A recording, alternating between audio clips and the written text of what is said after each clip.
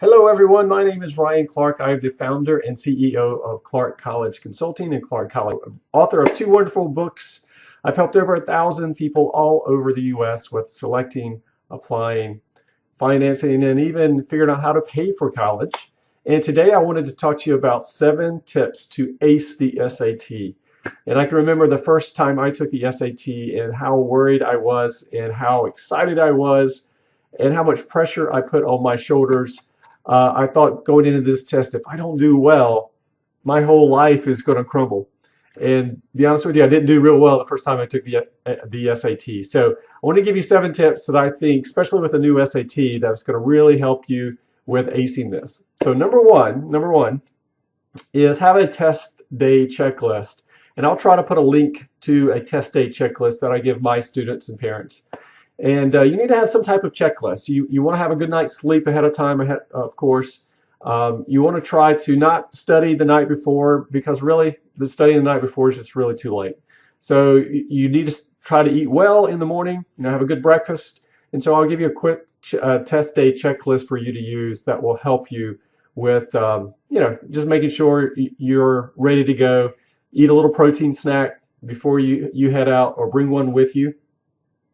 And also bring an approved calculator. That's very important. So again, we'll provide that SAT checklist for you so you have that. Number 2, you want to consider using score choice. If you're not familiar with score choice, when you sign up for the SAT, you can list up to, I think, 5 colleges now. And you can say, hey, these are the colleges I want to send my score to, and they'll send it off to those colleges for free automatically. However, score choice, I think, is a better idea. And score choice means that you don't have to list any colleges. And you can get your score back first and see then if you want to send your score off. And if you did do well, then you probably don't want to send those off. So you want to see your score first before you send your score off. So again, that's called using score choice. And you can go back later if you want to send those scores off to the colleges. Number 3, you want to guess. Now, when I took the SAT, you really wasn't supposed to guess, or you weren't supposed to guess, because you would get a 1/4 of a point deduction for guessing wrong answers. But the new SAT, guessing doesn't hurt you at all. So what you want to do, if you can, is you want to narrow down. If you don't know the answer, you want to try to eliminate the obvious answers that are wrong, right? So if there's 4 or 5 answers, try to narrow it down to a 50-50 chance if you can, and guess. Absolutely guess on the new SAT because it doesn't hurt your score. So it just makes sense to guess if you don't know the answer, but try to narrow your guessing choices down to 1 or 2 if you can, 3 if you have to. All right, number 4, you want to brush up on your Algebra 1 and Algebra 2, especially Algebra 1. The new SAT emphasizes Algebra 1 on the test, and it has a little bit of Algebra 2 and a little bit of trigonometry, but mostly Algebra 1. And unfortunately, there's no geometry on the SAT at all. And I was really good at geometry in high school, but there's no geometry on the new SAT.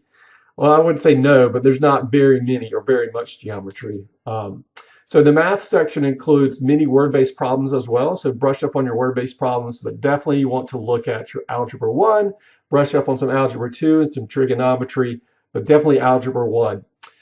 Tip number 5, you want to pace yourself. Remember, this is a long test. The test is 3 hours and 50 minutes, almost 4 hours long. So it's a really long test. And the first time I took the SAT, I can remember, having all that adrenaline, right? And I was ready to go. And those first hour and a half, 2 hours, I was ready to go. But by the 3rd hour, I was dragging because I didn't pace myself. I had all that adrenaline at first. And then at the end, I had nothing left over. So try to pace yourself. Remember, there's 3 sections. There's the reading, and then you have a writing/language, and then you have a math section. And then at the very end, they give you an essay. And essay is always at the end. Remember, the essay is always at the end. So reading, writing and language, math, and then the essay. And that's 3 hours and 50 minutes. All right, tip number 6. You want to prepare for this essay. And this essay is a little bit different than the old essay. The old essay used to be focused on a persuasive essay. So you had to persuade someone in your writing. Not anymore. The new SAT is more analytical. You're analyzing content and you're trying to prepare or support your answer by analyzing and writing about it and supporting. And last but not least, if you can, try to relax. I know that's hard to do, but try to relax. And I think the more times you take this test, the more relaxed you become, just because you're not, anytime you do something for the first time, you're a little bit hesitant. But as you prepare for something, you practice and you take it more than once, you tend to relax because you know what to expect. And also remember that taking that test just shows your ability on that particular day. And you just might have a bad day. You just might wake up on the wrong side of the bed that day, or not feeling well, or you had, I don't know, a bad conversation with your boyfriend or girlfriend the night before, and that's on your mind. I mean, there's a lot can go on that day that you take the test. And so that's why you want to prepare to take this test more than once. Not only that, you can also take the ACT. And some of my students, about a third of my students, do better on the ACT as opposed to the SAT. And so you do have other chances to retake the SAT. You have chances to take the ACT as well. And just remember, you've been going to school for over 10 years. You know more than what you. And those are my 7 tips to prepare for an ACE, the ACT. And just to kind of repeat myself, tip 1, have a test day checklist. Number 2, consider using score choice. Number 3, guess, because it doesn't hurt you. Number 4, brush up on your Algebra 1 for sure. Number 5, you want to pace yourself.